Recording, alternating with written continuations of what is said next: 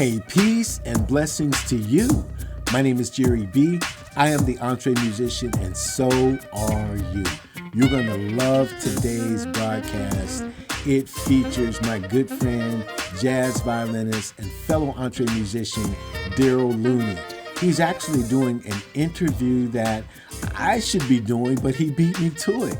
And it's with DJ extraordinaire, Jazzie K Ward. Now, if you're a fan of great DJs, if you're an artist looking forward to getting in touch with a DJ to play your music, if you want to understand the world of DJing, Jazzie K Ward is one of the best.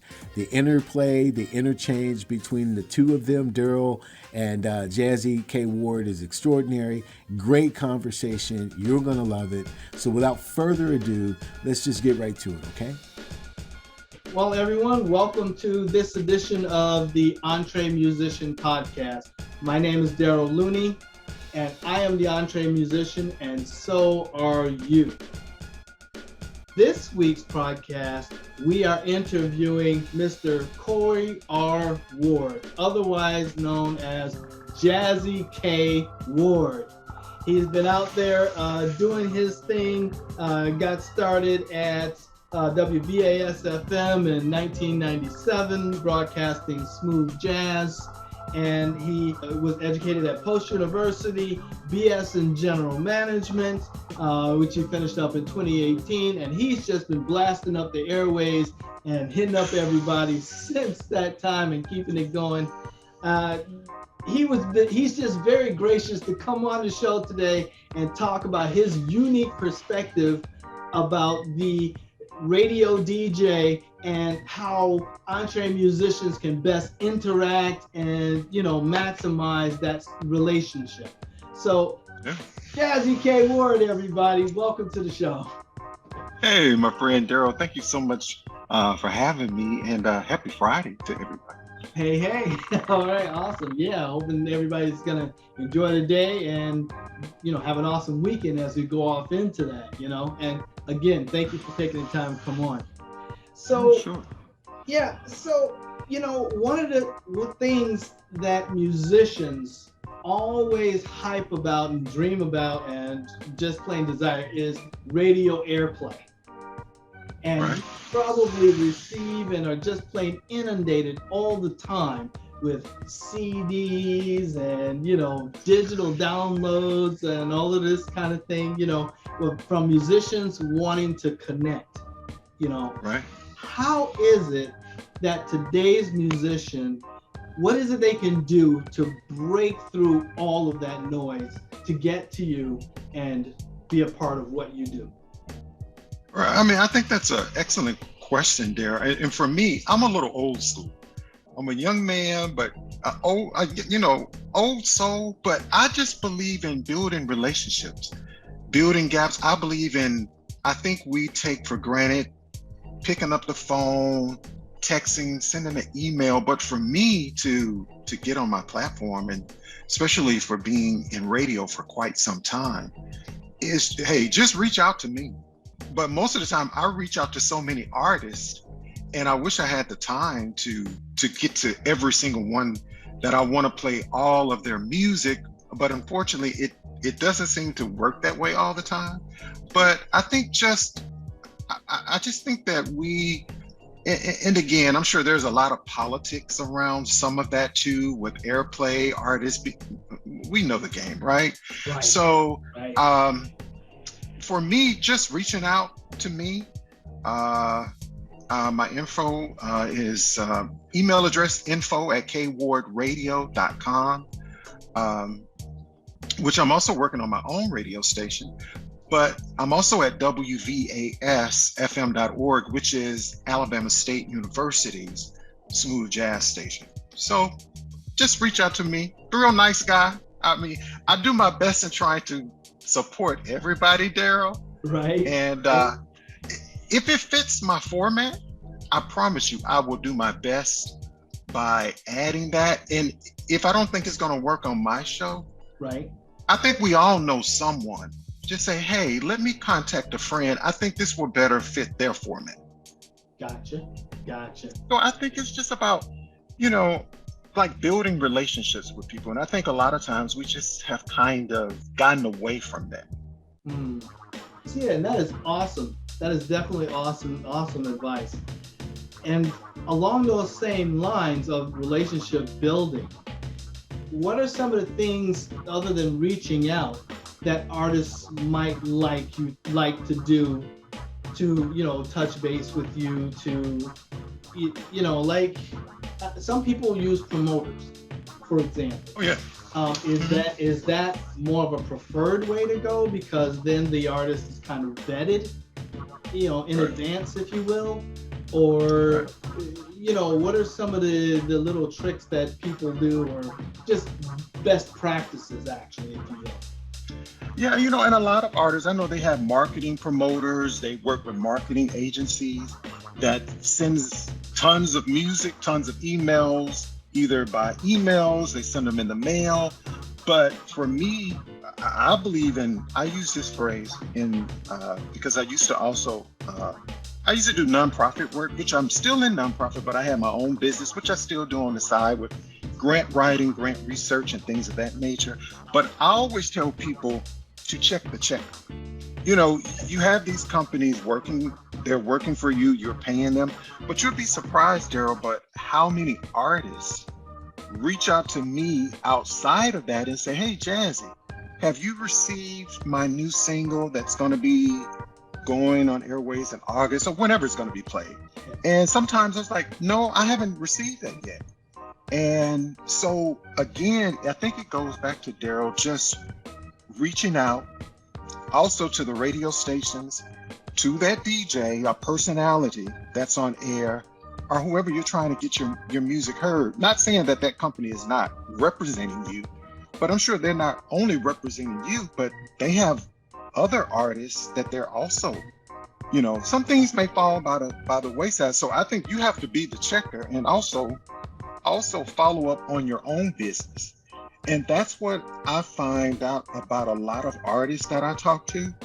I just don't think some of them are doing the necessary work that they need to continue to get their music out there. And I don't know if that's just they don't know how to do it, but there's even personal friends of mine. I talk to them, yes, and I'm like, well, what are you doing with your music? I mean, you can't just put everything in this person's hands. So if something happens to this particular person, or I can even go back a little bit during the pandemic, right? When you heard so many artists say, I wasn't expecting anything like this to happen. And what happened, everything for them, Darrell, just kind of crashed. They're like, Jazzie, this live, this virtual, I've never done that. Right. I'm not playing gigs anymore. Things are closing down. Yes. So yes. What was your plan? A, I know you need a B, and sometimes, Darrell, you need a C, a D, a E, a F. Just don't right. You gotta be able to roll with the punches and weave and dodge and bob and all of that. And in today's music industry, it's not only about having just a singular, this is what I do to get my music out there, and this is how I do it, because I've always done it this way. That does not necessarily fly anymore, because we're not necessarily handing out CDs to you. Go to music conferences now and people don't want your CD. No, they don't. They'll take a jump drive if you're lucky, but they want a download link on a card or something like that, because it takes up less space, less bulk to have to deal with. So the industry the industry has totally changed. Totally changed. That big time flip. And I'll tell you, most musicians, or at least coming from the time that I've been doing it, because I've been doing music and putting out stuff since the 80s. Okay, I'm old school. Wow.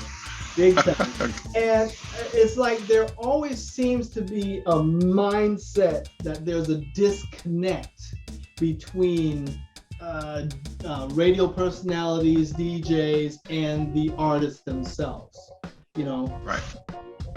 Is there a constant need for new material And how do you go about, as a DJ, making the music industry know that you need more material for like your playlist or whatever? How do you kind of put the word out or feelers out, for new stuff? Well, again, I think for me, it goes back again to building relationships, staying in contact with those reps, those record labels, the artists themselves. But again, I'm going to go back a little bit, Darrell, if I can, with me being a little old school. If you go back there, you think about, let's say, 80s, 90s, right? Yes. You remember when artists, you could come out with a CD, and you may keep that CD for a couple of years, and it gives you a chance. But now, Darrell, for me, again, I like physical copies of CDs. I had some right here. I love to open up a CD. Yes. I read the credits. I read the producer, the composer, that's me. Right. I like physical copies of CDs. Yes. And I told a lot of my artist friends, are you going to produce just maybe a couple of hundred, maybe? And they said, well, Jazzie, it just doesn't pay off. People won't buy them. And I said, well, what do you do when you go to concerts and people ask for CDs? Because preferably I download music. 9 times out of 10 there, I'm probably not going to listen to it as much. I just prefer opening up a CD, putting it in my car, putting it in my house. But again, I know times have changed. Yeah. That's costly. But that's just kind of how I prospectively, right. See it when it comes to artists and their music.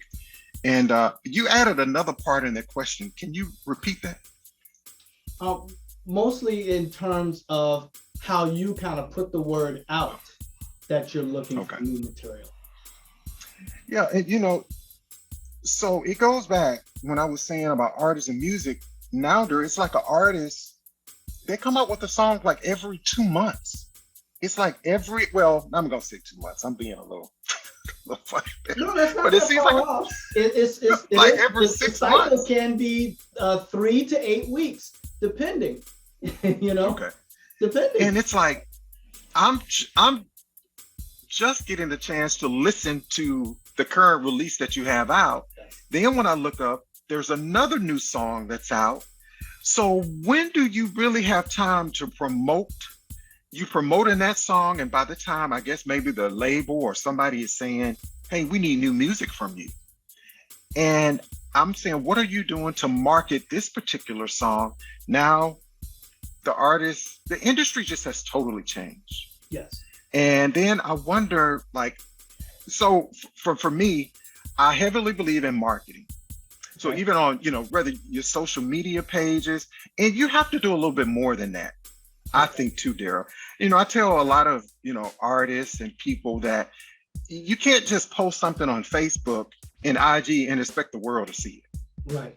What else are you doing? Then I noticed some artists that, where's your website? Oh, well, I'm working on that. Oh, okay. And then the information you have on the website, it's outdated. So who's working on the website? I believe you have to invest in yourself, because if you don't invest in you, yes, then who's going to really hear? You know what I'm saying there? So yeah. I mean, because you have to do the homework piece. Yeah, and make sure all of that's solid to get out there. And that's one of the messages that we put out on the Entree Musician. You have to look into yourself and make sure all of your building blocks in order, your own website, not just your music being, quality and mixed well and presented well and all of that, but also your social media campaign in terms of how you're going to post, where you're going to post, who you're interacting with, building your fan base. And getting your fans to talk about it, and getting your fans to talk to the DJs and say, hey, yo, you need to spin this track because it's hot. That kind of thing. Right. So again, it goes back, as I said here, there's a lot of artists out here, Darrell, that can sing. They can sing. So, I mean, I won't name names because I don't want to get into that. But, a lot of artists, what I've noticed in this industry a lot is a lot of maybe I can use this term, cockiness from artists. I I don't know if it's arrogance right. or they feel that, well, you should be reaching out to me. Or they feel that they have this certain status. And Right. I also, it goes back to building relationships. This artist, either I can't work with this artist, why is this particular artist getting so much airplay? And, I just noticed that a lot in the industry, whether I am doing my own events I do here in Montgomery, and I noticed that between a lot of artists. And it's about building relationships. And when we're going to go back to just being able to work together, do you know how much more we can build, Darrell? If Darrell, you have a CD coming out, okay? Yes. It's 99 cents to download. People, you spend more than that at Starbucks, or you stop at other places to get something to eat. So matter if I'm an artist, Darrell, Right.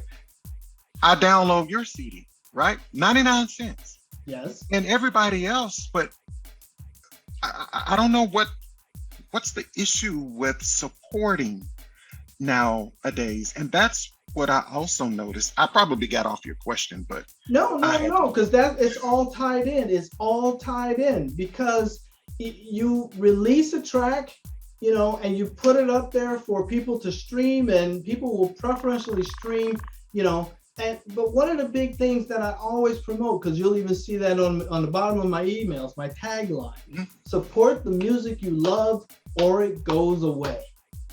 It goes away. Very simple. 1.99 cents download is equivalent to 110 streams. Right. And you know what I also notice there? I notice a lot about artists, they do this. So you say, where can you find my music?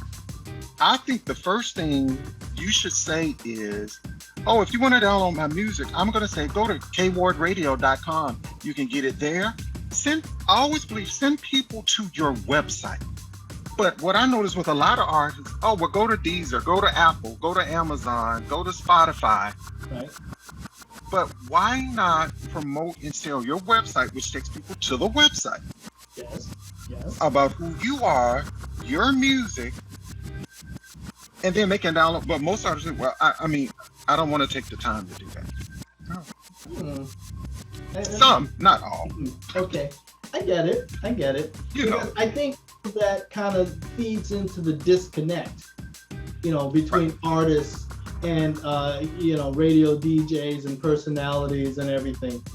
Because when the personalities do hear about your product and what you're doing musically, they're going to want to look you up to get background information or know more about you and all of that, so that when they are presenting you to their audience, then they can speak intelligently about you, as because not everyone gets to do what it is that we're doing here on a regular basis. Everybody's busy. They're busy professionals, so they'll grab a snippet of information and everything, and they want to share it with their group because they dig your sound.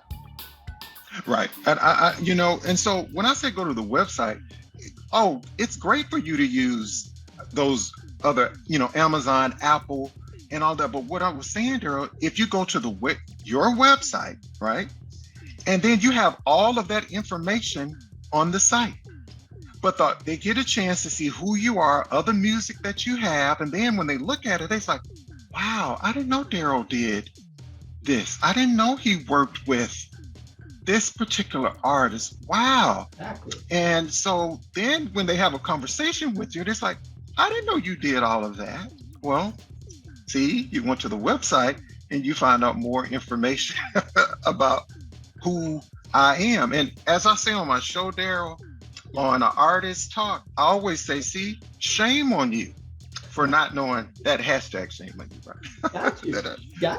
I got you. And it makes a lot of sense. It makes a lot of sense because it ties everything together. Having it on your website is another facet of relationship building.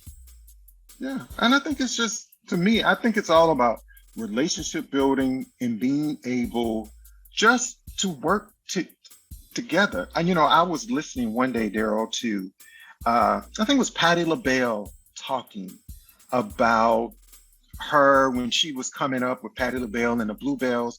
And she would say with her and Gladys and some other artists, she was like, to help us out because money was kind of tight, they say, hey, I'm gonna background for you. I do your background vocals on your project, or I'll play on your CD. But a lot of these artists today, just like background singing, I don't background for anybody else. I'm like, what? Yeah, okay, I get it. Okay. So sometimes you can hurt yourself. I always believe this, Darrell. Anytime an artist, we all have to start somewhere. Yes. And so I say anytime you get a chance, Darrell, to have a conversation, whether it's a big time DJ, presenter, whoever they are, I think you should take the time to at least have a conversation, because as you know, Darrell, a lot of times people will quickly run to someone, say they're on satellite radio. Oh, I get it. The name, you're probably going to get a little bit more exposure, but whether you come on my show, and I've been in radio a long time, Darrell, but just take the time. You don't know who is on their platform, who is going to see you that may be new to your music. And I think every opportunity that you have, I'm not saying just jump to anything, and not that you should do your research, but anytime you get the opportunity that someone takes the time to send a request to say, hey, I would like to have a conversation with you about your career, your music. I think some artists need to stop and take the time to say, hey, I will have a conversation with him or her. Yeah, people may not know them, but you'll be surprised what relationship and what could come out of that interview with, the person. But, a lot of times you hear a lot of artists that you reach out to, and the first thing they say, well, who are you? Well, did you take the time? I've sent you all of my information, the website, my bio. So you didn't take the time to even read it. Well, even right. But on top of even that, right now, I'm a person who's reaching out to you because I want to have an interaction, and obviously it's gotta be something that's gonna be mutually beneficial, because you're out there doing what you're doing and I'm doing what I'm doing. There's gotta be some middle ground that I think that both our audiences will enjoy and build up on each other. That would be the thought process, and that is the true entre musician thought process, because what I'm doing is going to be something that is desirable to you and your audience, and vice versa. Right. And it's introducing you to someone new. Again, you come on the show and somebody's like, wow, like I didn't know much about Darrell, but there are other artists that watch, and they're like, wow, I would love to possibly work with him or her on a future project. And you just never know who's watching, and the opportunity when it presents itself, I just think that you should at least think about, you just never know what may come out of that there. Exactly. And even that's another facet of relationship building, the sharing of resources, the intermingling of audiences, and exposure to new people that you don't know who's out there, you don't know who's listening, and it's really awesome.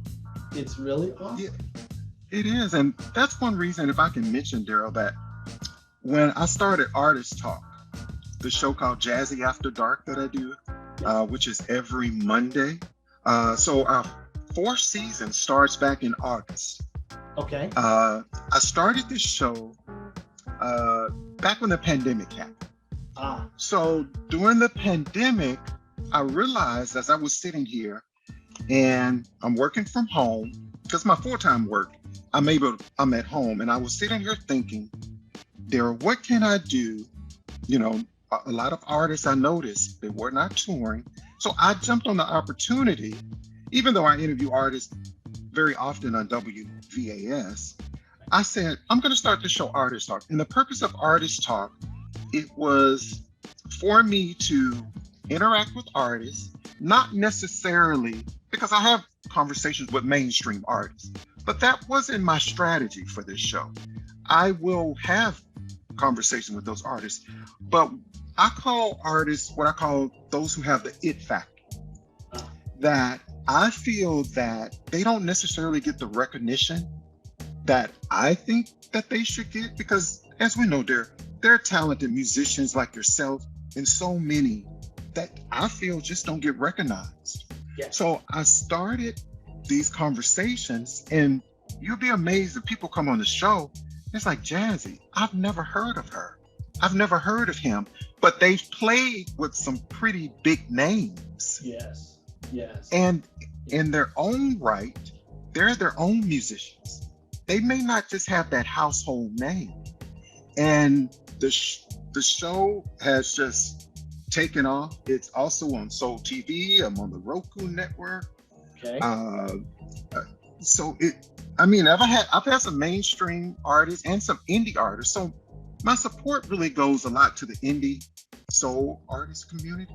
Whether you're jazz, whether you're indie R&B, whether you're indie gospel soul. So my thing is for people to come on the platform so I can support them and support their music. And hopefully my audience will wow, I will start following them. And the show has just been great. It's been received well. And I'm excited about the new season coming up. We have some amazing artists, and I hope yourself will also come on the show too, Darrell. We definitely want to try and make that happen. We got some things happening that would be nice to share and all of that, but looking forward to season 4. I usually tend to be someone who is sort of in the background and just kind of absorbing the information and experience, without reaching out so much, but the opportunity came to get you on to do this. So I definitely am happy to connect, and look forward to doing that. We both mentioned a couple times also that we've been kind of doing this a while, and many musicians have been doing what they do for a while as well. And they may have released older music that you and I have never heard. What is the DJ perspective on older tracks that were released but you've never heard it? What is your perspective on that sort of music? That's a great question, Darrell. I always tell artists when I hear this friends, particular songs, and I said, this song is a hit. They say, oh, Jazzie, I did that song 10 years ago. But let's think about this. 10 years ago, when you hear a lot of people, again, it's I don't think people are hearing this song. Well, how is it being marketed? I tell you this. And I tell a lot of my indie artist friends that maybe a lot of times they're on the R&B charts, but they're trying to get maybe into the smooth jazz charts. Right. I say, take this same song, right? And maybe reach out to a smooth jazz artist. Add a saxophone in it, maybe add a piano, and you'll be amazed sometimes, Darrell, how a song will just blow up. I think it's the right opportunity to get in the right person's hand. Yeah. Sometimes you may need to go back and maybe clean it up a little bit. If it's something that was done 10, 20 years ago, the sound may be a little different. You may want to refresh it, as I say. You may want to add a little bit more textures and color into the music. Right. And you'll be surprised, Darrell, how a song could blow up all over again. There's a lot of artists you hear that say, oh, I did that song, 10 years ago. And I can't believe that it is back on the charts again. I think everything happens in the right time. Yes. So I always say, don't stop believing, don't stop creating. I'm sure this industry could be extremely challenging. And there are so many artists I talked to even behind the scenes, and they were like, Jazzie, you and so many other DJs and presenters, when I see you tag me or play my music, that's what's keeping me going. It's hard, especially for those, Darrell, that that may not be signed to a label. Right. This money, let's also think about that again. This money is coming out of your pocket. The Right. marketing materials. So you don't have a management company saying, hey, Darrell, we're going to give you, $500,000 for marketing. You're going to get XYZ for this. And you're producing CDs. They're scheduling all your bookings for shows. This is you doing the work to get your music heard. So that's why it's so important, I think, for artists creatively, that especially indie artists that's not on a label, that you have to take care of you have to know the business. And it's not always about going to school. I mean, it's important for you to go to school or have a degree, but you have to know the business of it, Darrell. And I think in order for you to be successful, because when I look at so many artists and when they mention the pandemic happened, a lot of them mentioned that I didn't have things in order, Jazzie. I had to go back to, or I had a degree or I had a trade. I had to fall back on that in order to make ends meet but when I'm looking at that, I'm like, they're on show after show after show after show after show. And you would, when you hear that, it's like, well, but you're like on everybody's tour. You're always at a concert. You're always bookings. But what happened? And, privately, most of them say, I didn't have my business in order. Okay. And again, I want to do a show also, Darrell, on taking care of your business in this industry. What are you doing? So say if we have another pandemic, well, we're still in a pandemic, so please. Yeah, this is far from over. This is far from over. But over. if, and even a lot of times, I ask myself with doing my own station, WKRW, that's coming out this year, that's going to be providing smooth jazz, neo soul music as well. Okay. If this happens again, you ask a lot of artists, are you prepared? Just people in general. Right. Are you prepared to say if we can't go to venues anymore, they're canceling things. What are the necessary steps you have taken to make sure your music is even being heard? But when you think about mainstream artists, see, they don't really have that problem. Because if they're constantly, music is being streamed, they can put out, they don't have to market some artists. They can put out a CD there, you haven't heard from them in 10 years, and it just sells out. Yes, a lot of cases that happens. They don't really have to market. But for those artists, indie artists that you don't really know about, unknown, that has to be something. So again, even though you mentioned Spotify, Amazon, Deezer, all these other platforms, how can people also continue to get your music? I believe in, my grandfather always used to tell me as a businessman, even when you're asleep, you should be making money. You should be making money. I can tell you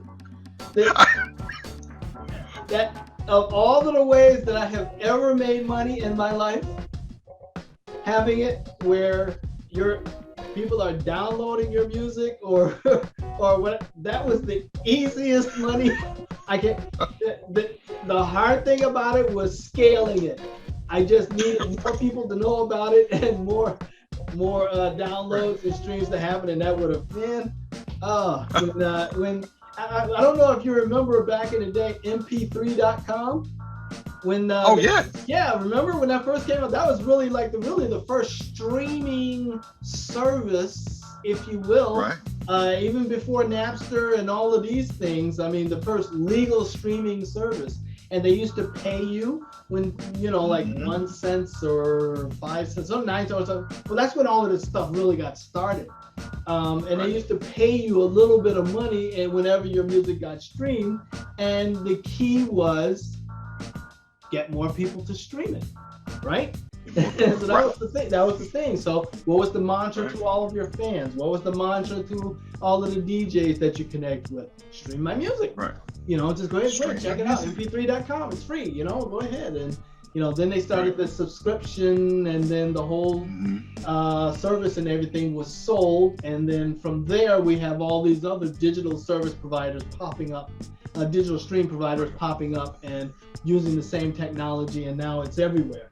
So, you just saw just how that goes. And yes, that's a beautiful thing. Your music making money for you, Right. And that's why another big thing that we're pushing for all entree musicians is to make sure that your music is registered and your metadata is registered for each and every song, so that the royalties can be attributed to you and not just tossed in some black box to be forgotten about for years until they decide to give it to some major label or something. Exactly. Which happens to a lot of artists and everything. I can tell you. On the issue of promoters, there is another big question that many musicians have. How important is it to utilize a promoter, and how tight are promoters usually with DJs and radio presenting personalities? Here's the reason that I ask this, or many musicians ask this question, and you probably observe this a lot yourself. During the time of promotion, you are seeing all kinds of traction, and it'll be presented on various charts, and it's making this kind of headway, and it's moved up to this chart position this week compared to last week. You got X number of spins. But magically, once your promotion time has ended, poof, all of that goes away. You're no longer on the chart, and it's as if you never even put out the song. Right. What is your perspective on that? I mean, do you continue to play it? Do DJs continue to spin the track? How does it go? Right. Yeah, mainly for me. And again, I am a little different, and I hear some of these horror stories. And again, I'm a radio personality, not a promoter. So talking to artist friends of mine, they use certain promoters or marketing agencies. And what I've been trying to figure out is a particular friend, and I won't, mention their name. Their song is like hot on the air, right? They're working with this agency, this promoter, like, hey, the song is number 2 on Amazon. Right. Is this on Apple? Is this on Spotify? And then they like, Jazzie, I'm looking at the numbers. Something's not adding up here. Okay.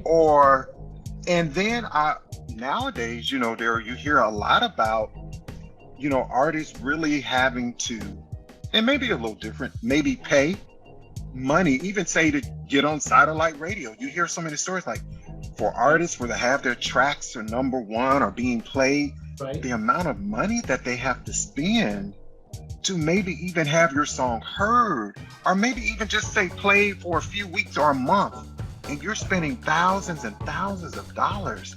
I just believe that I think it's important to have marketing agencies and promoters and people promoting your music, but again, at the end of the day, you have to do the homework. You have to stay on top of your business to make it sound legit, because now you hear where people now are buying streaming. And I follow a lot of stuff on Instagram, and then I see people and I'm like, I'm hustling, trying to, even if I can get 1,000 people, right? Right. And then when I see on some of these marketing, and I'll be like, this person has 2 million followers. Right. But then you don't see, like, okay, I don't really see you touring. Okay, I see some of these streams because I follow the charts. Yes. And then I'm looking at, this is not making a lot of sense to me. Right. There's no engagement. There's no reciprocal engagement from fans, or and that looks, it's a little dubious there. You're like saying, right? I don't. When you say, it's one of those, when I don't know, it was Oprah that says that's one of those aha moments when you go, yes, yes. Okay. Things that make you go, I love it. Definitely things that make you go. Or you see someone with, I don't know, I'm just saying 2 million followers, but when they go live, you got 20 people on. You got 20 people. That even if you had 1% of 2 million people, I mean, you should have at least 2,000 on there. You should not have enough bandwidth. Exactly. Right? All right.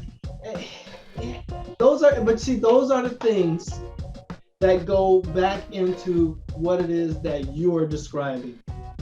Fan engagement, building relationships. I mean, those are the core things that are going to make you a successful entree musician in today's music industry. Music industry, Right. And I always go back to this there. I'm just a relationship builder. And I believe if you can help someone there, help them. If you see another artist screen and just say, hey, if they want your help, right? Well, yeah. You have to say, if they want your help. You don't want to overstep your boundaries or anything. Exactly. And if you see someone, they're a talented musician, they may not have some of the other necessary tools that you have, or that maybe some information that you also encountered from someone else that helped you along the way. And I think what I notice a lot is, and I'm not saying all, it's about helping and sharing information that, which I do all day. I see things from musicians. Hey, you may know about it. I'll tag you in it. And I say, hey, Darrell, did you know about this? You may know about it. You may not know. I may tag someone else in it. And hey, this may be an opportunity. I shared with a friend of mine about being on a particular show. Right. They said, Jazzie, I said, send the email to this person. What? You want me to send an email to this? They will never pick me up on this show. I said, well, why do you say that? They said, do you know how big this guy is? Right. I mean, he's an actor. He has a show. I mean, they said he would never pick me. I said, how do you know? Right. It's that mindset. If I'm telling you. And then those thought piranha that get there and eat up everything that you think that you might have a chance of doing, give you no chance as long as you continue to think like that. Right. I said, all I ask you to do is send an email, tell them who you are. You are a recording artist. Come on the show. But let me tell you this. If you go on the show, you are going to have to perform. Sure. I'm just telling you. Gotta bring it. Yes. You're going to have to bring it. So they sent the email 2 or 3 days later. It's like, do you know he hit me up? At first, I didn't think it was real. I said, oh, really? So yeah, I'm going on this show. And they told me I have it's a busy show. They said I have about 5 to 6 minutes. Yes. Because it's a whole bunch of other guests. And you just never know. You don't know who's going to see you on that platform. Right. And what I also noticed in this business, too, Darrell, if I may, is that when you get the opportunity to show your gift and talent, you as a musician, as an artist, when someone also asks you if you're able to come on their show, try to perform if you can. We're going to ask you to put on an entire concert. If you can perform your single, because at the end of the day, I can always go and look at a video. Oh, yeah. I can always, but you'll be surprised when you get that opportunity. It's saying somebody sees you and say, wow, I didn't know. I've seen Darrell's music videos, or I've seen him do this, but I saw him on such and such show, or I saw him at the venue, and he was performing live. God, this guy is awesome. So every opportunity, I would say, Darrell, that you can get to perform or someone see you, because see, at the end of the day too, also, it's good to have music out there, but I think the test of it is when it's time for you to go to a festival and you have to perform live. Yeah. That's gonna tell a lot about who you are, I think, as a musician, as an artist. Because again, you go back and you see a lot of artists, and I'm real big on this, and I fight back and forth with the events that we have here because there are different boards that I sit on, and constantly over and over there, you have those same headliners, which I love, but it blows my head like a gasket in a car. I was like, how many times are you going to have this artist here? Right. They're known around the world. Let me tell you about ABC. Well, I don't know them. I know you don't know. But when they perform, it's like, wow, they're so good. They're great. Right? But I get it, Darrell. I understand the safe if we and going with the proven horse, if you will, and all of that kind of stuff. That's how a lot of record labels function. Oh, right. You know, that's why you have so many songs that are sampled and remakes and all that kind of stuff. They're going off of what has been a hit in the past. Nobody is taking really a strong gamble on what's new. You know, that's all happening mostly in the indie world. Exactly. So that's when I always mention, when you're in the indie world, and I tell a lot of my friends, a lot of times you have to, I believe in speaking the truth. When nobody knows who you are like that, and nobody knows your music, I just think that, hey, come on, let's stop this, like either diva status or you being over the top. Right. It's come on. Right. Nobody is playing your music like this. So what is the problem? What is the issue? Are you trying to? So many times when I'm at events or we're planning a festival that we do here, you'd be surprised the conversations behind the scenes is either my name first, who's playing, in the. And I'm like, okay, see, you're focused on the wrong thing right now. Right. You just need to show up and be a part of what's going on so that people can see you're authentic, Authentic, right. And I just think, Darrell, that, hey, especially in that indie world, hey, again, it's about building. Again, we already know what comes with a major label. I don't have to call major labels names. Right. You don't. A lot of times, I think that when you think about your artistry and your craft, it's really even not really about a lot of your talent. Sometimes, some people, I feel, Darrell, as I always tell on my show, some people have that it factor. They may not necessarily have the major talent as the next person, but it's something that they have that is marketable. That they can sell, they can just sell out. And then you look and you're like, they're not the best sound, but I get it. They got that vibe. Yeah. They have that vibe. And at the end of the day, everybody's not gonna be headline. I think you have to find out where your lane is. Yeah. There's enough room out here for each and every one of us. There is. You find out where your lane is, you continue to strive, persevere, and continue to stay in that lane. Everybody's not gonna be a major star. Right. And I think because we see even like a lot of young artists that come up, again, we see things on TV, we see reality TV, you see artists, and naturally they paint that image. Yes. And that's when you hear so many artists like, I'm doing all of this. And then for a minute, Darrell, you wonder, like when we watch shows like Unsung, right? Which I love, Unsung, and you wonder what happened to them. Right. And then you wonder why. Well, the record label, I was working with this person didn't do me right, or I didn't take care of the things that I couldn't take. I left my business in my accountant's hand. I left this in their manager's hand. I didn't follow up on this. So when you hear all those horror stories, and then you wonder about a lot of artists, and you wonder when you hear so many other artists who've come before you, right? And that lets you know, why haven't you been taking care of the things that you need to take care of in order for you to be successful? And at the same time, it may take baby steps. It may take and that's okay. As you can't be like the next person. You can only be Darrell, right? I can only be Jazzie. Go. There you go. Because I tell you, I mean, there's an old saying, I don't know how old it is or whatever, but there's a saying that you do what someone else has done, you get what someone else has got. So you're supposed to learn from they're putting it out there. They're saying, hey, this went wrong, that went wrong, or whatever. Don't do it this way. You go and do it that way.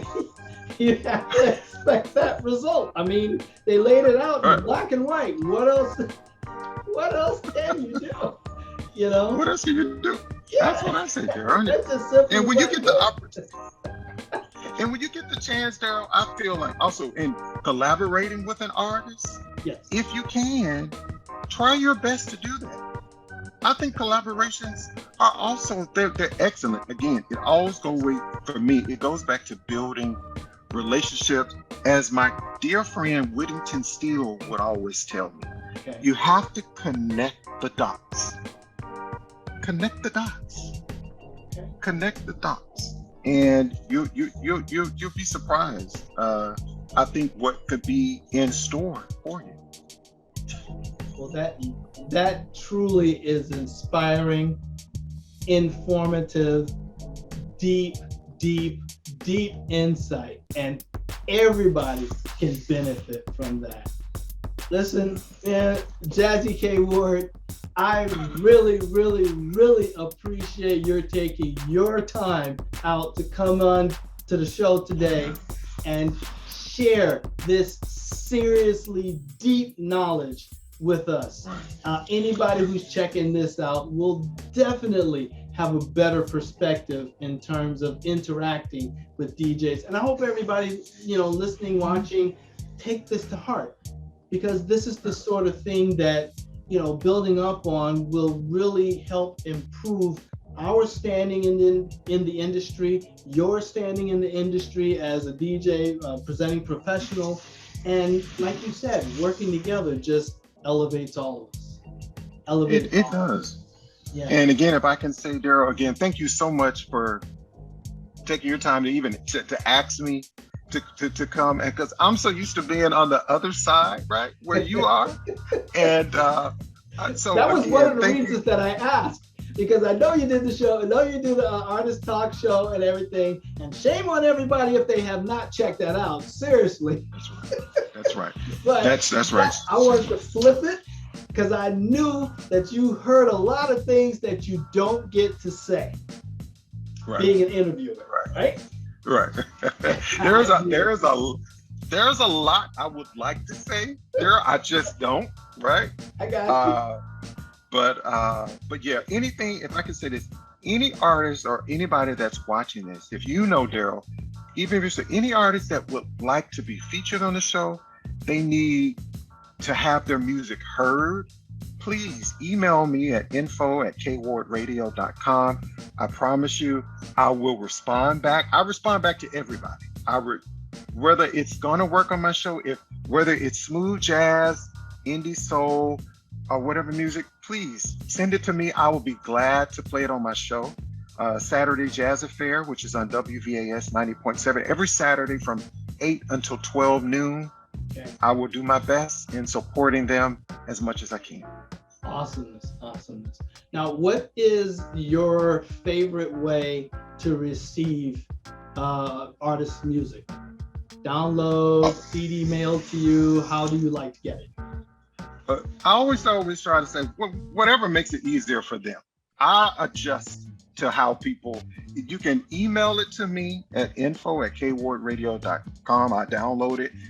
You can mail me a physical copy if they go to kwardradio.com.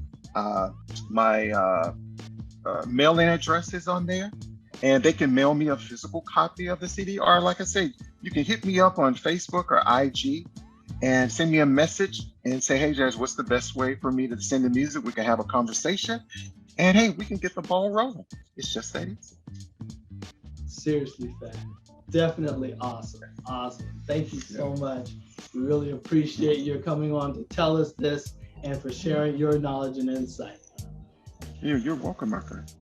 Now, that was a great conversation. I knew you would dig it. Thank you so much for watching or listening. Now, here's something I'm asking of you. Like, subscribe, share this podcast with someone that you know would enjoy it as much as you have. And if you haven't already done so, here's something else I want to ask of you. Join us at theentremusician.com. We are building great community there. There's all kinds of opportunities for you to get deeper as you grow your career. We're doing it together, and we want you along with us. That's at theentremusician.com. Thank you again for hanging out with us. My name is Jerry B. I am the Entre Musician, and so are you. We will see you next time. God bless.